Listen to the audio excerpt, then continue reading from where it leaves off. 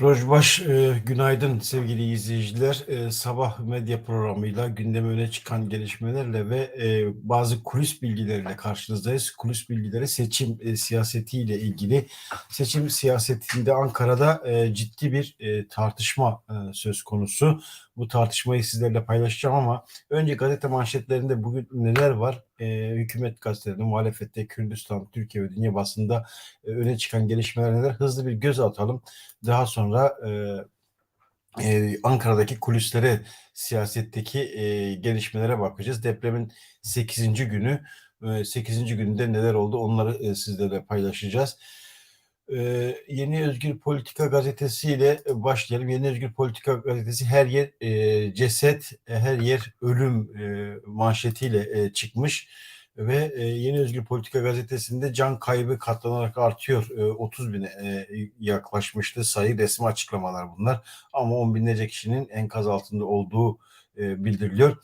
Katilleri korumaya aldılar. Yine Suriye'de yardımlar rejim tarafından, çeteler tarafından engelleniyor ve talan ediliyor haberleri var.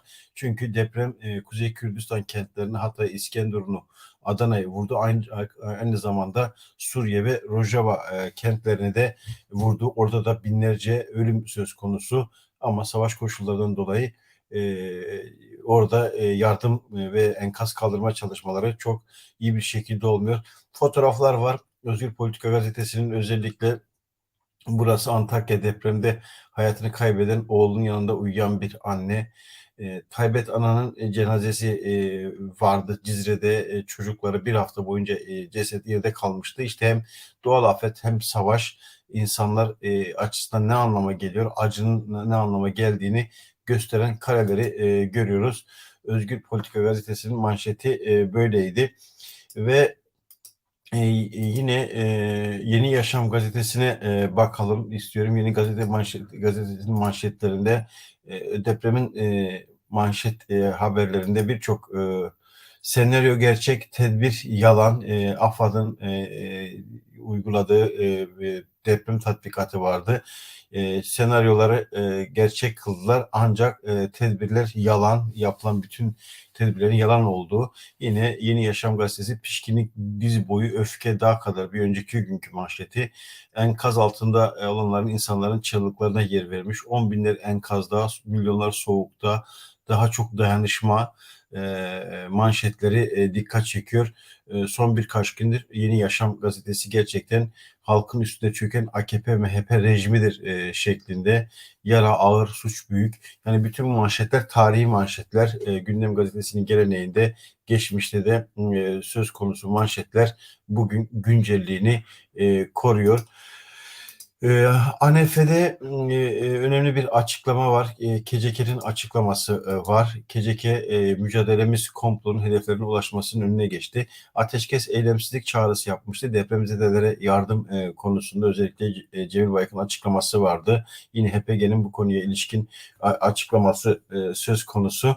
Eş başkanlık AKP ve MHP güçlerinin uluslararası komplo vesilesiyle yapılan yazılı bir açıklama. Bu açıklamada e, komplocu güçlerin hedeflerine ulaşmadığı, buna karşı mücadelenin derinleşerek devam ettiği vurgusu yapılıyor. Yine PKK'nın açıklaması söz konusuydu. PKK'nın açıklamasında da AKP ve MHP iktidarından hesap tek tek yaptıklarının hesabı AKP ve MHP faşizminden bir sorulacak şeklinde Kürdistan Özgürlük Hareketi ve Kürt halkı olarak e, Kürt soykırım günü olan 15 Şubat komplosunun yıl dönümünde büyük bir felaketle karşılaştık ve sarsıldık. 6 Şubat vakti Kürdistan, Türkiye ve Suriye'yi içine alan büyük bir deprem yaşandı. 100 yılın faciası diyebileceğimiz bu büyük depremde onlarca kent, kasaba yerle bir oldu. Ağır kış koşullarına da dikkat çekiliyor. Depremden etkilenen herkesin acısını paylaştığını belirtiyor. PKK dayanışmanın büyütülmesi, devlete bağlı kalmadan toplumsal dayanışma örgütlenmenin önemine ve tedbirlerin yeni deprem bölgelerinde olabilecek depremlere karşı tedbirlerin almasını dikkat çekiyor. Devlete medet ummak yerine kaderini toplumsal örgütlülükle belirleme esas alınmalı şeklinde mesajlar öne çıkıyor. Türkiye halkları tüm yaptıklarının hesabını AKP, MHP faşizminden bir alacaktır şeklinde de bir vurgu söz konusu açıklamada var. Türkiye basınında öne çıkan neler? Onlara bakalım. Hükümet yanlısı basında, Hürriyet, havuz medyasına dahil olmuştu. Doğru yapınca yıkılmıyor şeklinde Mimarlar Odası'nın Hatay'daki binasına dikkat çekiliyor. Her köşede aynı soru. Can kaybı 29 bine yükseldi. Üniversiteler nasıl açık kalır sorusu sorulur. Muhalefet eleştiriyor üniversitelerin kapatılmasını ama bu konuyla ilgili özellikle Hürriyet muhabirleri Taylan Özgür Dil de Emre Eser Adıyaman'da arka mahalleleri gezdi diyor. Ağlayan şimdi bize ne olacak sorusu soruluyor. Haklı bir soru. Sabah gazetesi Umut Hep var. Karagün dostu Katar şehrine dikkat çekiyor. Ziyaretine dikkat çekiyor. Katar şehrinin konteyner kentler ve ekonomik yardım konusuna dikkat çekiliyor. TOKİ binaların radyo temel ayakta tuttu şeklinde bir haber var. Bugün AKP medyasında TOKİ binaları öne çıkmış. Sözcü gazetesi Erdoğan 4 yıl önce imar barışını böyle müjdelemişti. Maraş'ta 144.556 Maraşlı vatandaşımızın sorununu çözdük diyerek 2019'da, 2018'de Antep'te çok önemli bir sorunu çözüyoruz imar affı nedeniyle. İmar barışıyla 205 bin Hataylı'nın sorununu çözdük diyen Erdoğan'ın sözlerini manşete taşımış. Yardım rezaletine dikkat çekiyor. Bunlar özellikle bütün sosyal medyada da çok görüntü var ve üniversiteyi kapatmak muhalefeti kızdırdı. Meral Akşener iktidarın üniversiteleri kapatmayıp depremzede yurtlara yerleştirmesi yanlış bir karar diye söylüyor. Kemal Kılıçdaroğlu da aynı. Meral Akşener'in aslında çok belirgin bir şekilde öne çıkmadığına dikkat çekmek lazım. Bu birazdan yapacağımız Ankara'daki kulislerde yapılan yorumlarda ki planlamada ismi geçiyor. Cumhuriyet Gazetesi iktidarın gücü öğrenciye yetti şeklinde AKP yine bir mağduriyet başka bir mağduriyetle çözme peşinde şeklinde eşyalar çok poşetinde Cumhurbaşkanı Erdoğan'ın yurtlar misafirhane olacak sözleri sonrası öğrencilerin odalarının boşaltılması istendi ve öğrencilerin eşyaları çöp poşetlerine konularak kapı önüne kondu. AKP'nin arka bahçesi Kızılay başta dikkatimizi çekiyor. Kızılay'daki yolsuzluklar çok tartışılmıştı. Erdoğan'ın vakfına aktarılan paralara dikkat çekiliyor. Bölgeye OHAL valisi atılmalı şeklindeki bir tartışma var. Güvenlik kaygısı bu çok öne çıktı deprem sürecinde. Hızla ayağa kalkacağız. AKP'lerin işte kendilerince olumluluk taşıyan manşetleri en büyük gücümüz bu dayanışma ama bu dayanışmayı toplum kendisi yaptı. AKP ve devletin engellemelerine rağmen yaptı ama bundan da kendine pay çıkartıyor. Yer 8 metre kaydı şeklinde depremin büyüklüğünü anlatan haberler söz konusu. Karar Gazetesi Davutoğlu'na yakın bir gazete bile bile affettik şeklinde ancak bu depremde Davutoğlu'nda başbakanlık yapmıştı. AKP içinden ayrılan grubun gazetesi diye tanımlanabilir. Bunlar da öz eleştiri yapmak yerine mevcut şu anda hükümetle uğraşıyor ama samimi gelmeyen manşetleri söz konusu. Akşam Gazetesi enkazdan 6 günde çıktı şeklindeki başlıkla çıkmıştı ve özellikle Türkiye'deki basında ortaya çıkan manşetler daha çok iki yanlı. İşte AKP'yi direkt eleştiren kronik muhalefet diliyle yapılmış ama vurguları önemli. AKP medyası da işte güvenlik sorunu öne çıkartan yaklaşımları hükümetin üzerine fazla eleştiri geldiği konusundaki yaklaşımlarla kendini savunmaya çalışıyor. Dünya basınında neler var? Hızlı bir göz atalım. Dünya basınında deprem gündemde. Bu rahatça bir şekilde görülüyor. Almanya'nın sesi depremde can kaybı 29.605'e yükseldi şeklinde bir haber var. Hükümet yurtlar kurumunu kapattı. Uzaktan eğitim kararına muhalefetin tepkisi Deprem Türkiye ve Yunanistan'dan ortak mesaj. İsrail'li yardım ekibi Türkiye'den ayrıldı ve Almanya depremzedeler için vize sürecini kolaylaştıracak. Ve depremle ilgili detaylara, deprem cinayetleri çürük binalardan kimler sorumlu sorusu sorulmuş. Adıyaman kendini sahipsiz hissediyor. Hatay'ın yok olan mahallesi. Deprem delilleri karartılmasın uyarısı. Bu çok önemli. Depremde yıkılan binalar on binlerce kişiye mezar oldu. Uzmanlar yıkılan yapılardan numune alınmasını öneriyor. Çünkü delil konusunda deprem cinayetleri çürük binalardan kimler sorumlu? Sorumluların yargılanması gerektiği, özellikle Van depreminde Bayram Oteli ile ilgili açılan dava vardı. Yine 99'da Veli Göçer hedef gösterilmiş, yargılanmıştı tek kişi üzerinden, ama bunun binalar, hangi kamu kurumunun ne gibi sorumluları var? Çevre ve Şehircilik Bakanlığı, Afet Acil Durum Yönetim Başkanlığı, AFAD ve benzeri, karayolları, bütün bunların, Baydınlık Bakanlığı, bütün bunların hepsinin sorumlulukların olduğu gösteriyor. Temel sorumluluğun bakanlık düzeyinde olduğuna dikkat çekiliyor. Yıkılan binaların %60'ının yeni olduğu belirtiliyor. Birkaç gün içinde göreceğiz. TOKİ konutlarının sağlam olduğu üzerine propagandalar yapılacak, ama aynı dönemde yapılan diğer binaların neden yıkıldığı konusu da sorulması gereken temel soru. AKP böyle bir algı oluşturmaya başlıyor. Yine e, yine dünya basınında önemli başlıklar söz konusu. Orta Doğu gazetesi, Şarkı Afsat'a bakalım.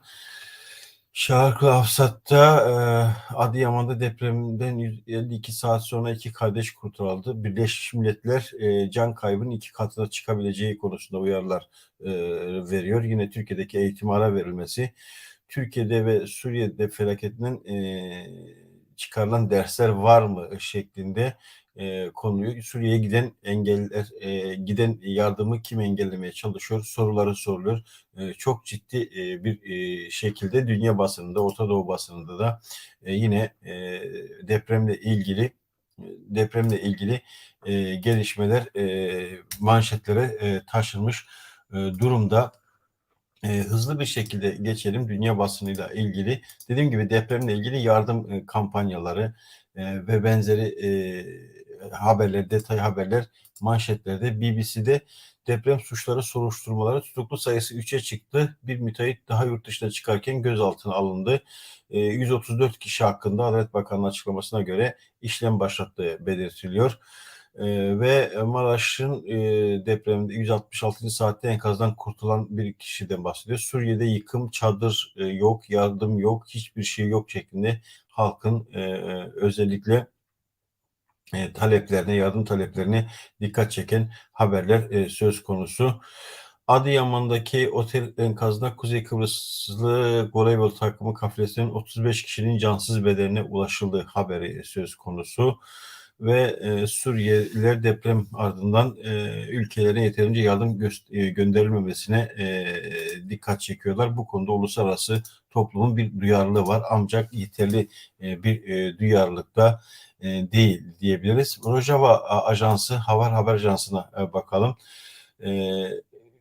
15 Şubat komplosu gündem, deprem dehşetinin düşündürdükleri analiz yazısı.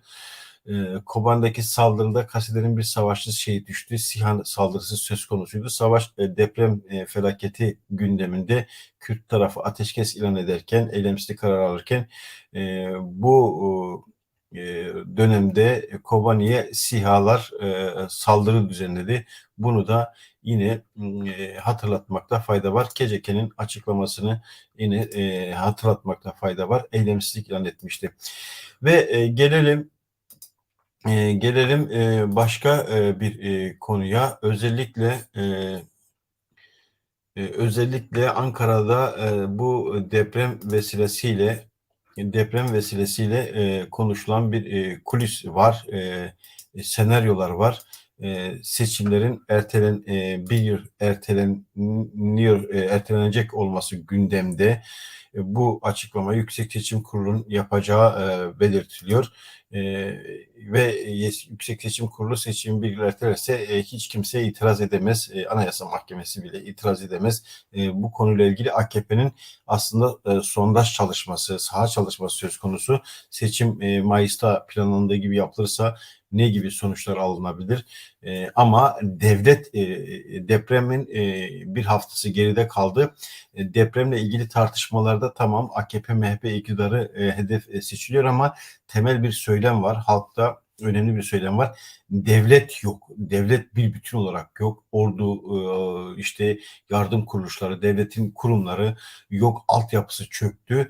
Bu bütün oklar aslında devlete dönük bir eleştiri söz konusu. Tabii bunun cisimleşmiş hali siyasal iktidar olarak görünüyor ama Türk devletinin aslında çürümüşlüğü, yıkılmışlığı, enkazı tartışılıyor.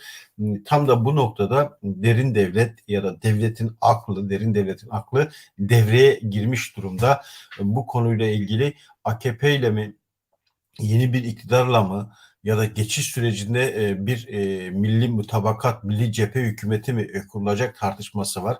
Ve bu tartışmaları aslında gündemleştiren Cumhurbaşkanlığı Yüksek İstişare Kurumu üyelerinin Cemil Çiçek'in Anavatan Partisi geleneğinden gelen ama devlet içerisindeki yeri belli, her dönemde kritik noktalarda yer almış olan Cemil Çiçek hem AKP'nin eski kurmaylarını, kurucu kurmaylarını toplayıp hem de işte Milli Cephe Hükümeti geçiş süreciyle ilgili toplumda oluşan bu büyük tepkiyi, devlete ve hükümete karşı olan bu tepkiyi aza indirgemek ve bu geçiş sürecinde ara çözüm olarak milliyetçi cephe hükümeti kurmak gibi bir planının olduğu tartışılıyor, konuşuluyor. Cemil Çiçek, Bülent Arınç'la işte İyi Parti ile, Meral Akşener'le ve benzerlerle temas kurduğu bu konuyla ilgili bazı arabulucuların olduğu, hatta Devlet Bahçeli'nin bir olasılık sağlık sorunları nedeniyle, ikinci olasılık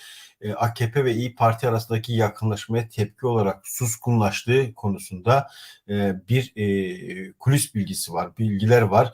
Aynı zamanda Meral Akşener'in de bu süreçte kendisini geri çekmesi, AKP'ye, hükümete ve devlete cepheden karşı koymamasının da bu görüşmelerle ilgili bir durum olduğu belirtiliyor.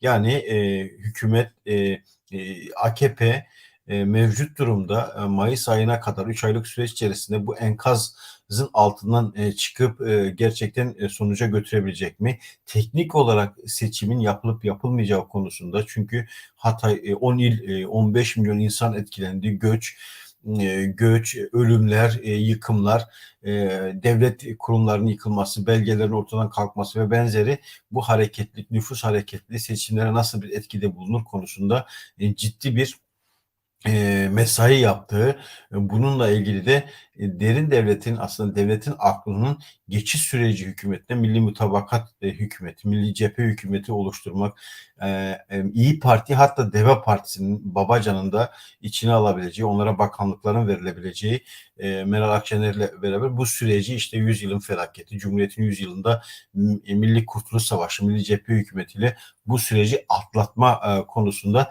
bir söylem üretiliyor ve bu söylem üzerinden bir geçiş aşaması konuşuluyor.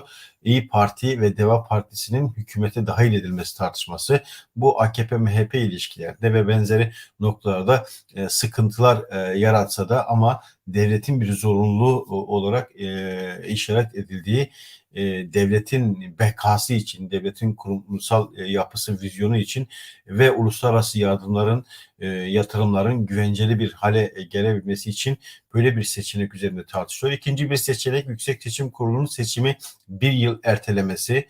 Bu konuyla ilgili kaynaklar çok net ifade ediyor. Yüksek Seçim Kurulu böyle bir karar alma eğiliminde ya da hükümetle teması nasıl olacak, bu konuyla ilgili bir tartışma söz konusu. Ama belirttiğim gibi Ankara'da konuşulan bir senaryo. Hükümet o hali aslında AKP'nin işte MHP'nin o hal ilan etmesiyle alacağı kararları aslında kanun hükmünde kararnamelerle bu süreci atlatabileceğini düşünmesi ama darbe içeren bir yaklaşımdı. Twitter'ı yasaklaması, sosyal medya yasaklaması, sivil dayanışmayı engelleyen tutumlar içine girmesi bir sıkıntıydı. Bu sıkıntı nasıl aşılacak AKP açısından? Çünkü toplumsal duyarlılık çok had safhada ama Ankara'da konuşulan böylesi bir çözüm modeli, geçiş hükümeti, Milli Cephe Hükümeti'nin kurulması, sürecin bunlar aracılığıyla devam etmesi tartışılıyor. Aynı zamanda İyi Parti ve Deva Partisi'nin bazı diğer küçük partilerinde Milli Cephe Hükümeti'ne, geçiş hükümetine dahil edilmesi tartışılıyor. MHP'nin rahatsızlığının Devlet Bahçeli'nin ortalıkta görünmemesinin iki tane olasılığı. Birincisi Milli Cephe Hükümeti ile İyi Parti ve AKP arasının yakınlaşması MHP'yi ürkütür. İkincisi de Devlet Bahçeli'nin çok ciddi sağlık sorunları olduğu yönünde. Ama sahaya baktığımız zaman AKP'nin dilinde farklı bir söylem oluşmaya başladı. Eksiklerini ifade eden, işte dayanışmaya dikkat çeken açıklamalar söz konusu. Ama muhalefetin, CHP'nin tutumu çok radikal, önemli bir tutumu söz konusu. Tam da bu dönemde siyaset yapma zamanı. Öyle sorumluluktan kurtulup işte ortak tavır alma yerine işte 15 Temmuz'da Yeni Kapı'ya gitmiş ya da HDP'lerin dokunulmazlığı kaldırma sürecinde CHP AKP'ye destek vermişti. Fiili, defakto ya da resmi bir şekilde. Ama süreç şu anda farklı işliyor. Kılıçdaroğlu'la Pervin Buldan'ın Ahmet'te depremzedelere sorunların dile getirmedeki birlikte oluşturduğu fotoğraf ile Ankara'da AKP, MHP ve İyi Parti, Deva Partisi'nin ortaklaşabileceği tartışma kulis bilgileri bunlar. Ankara'da birçok noktada da konuşulan senaryolar. Özellikle Cemil Çiçek'in bu konudaki rolüne dikkat çekiliyor. Bunları belirtebiliriz. Sabah böylesi bir yayınla sizlere duyurmak istedim. Hem gazete manşetlerini hem de Ankara'daki kulisleri sizlerle paylaşmak istedim. Tekrar buluşacağız. İzlediğiniz için teşekkür ederim. Tekrar buluşuncaya dek hoşça kalın.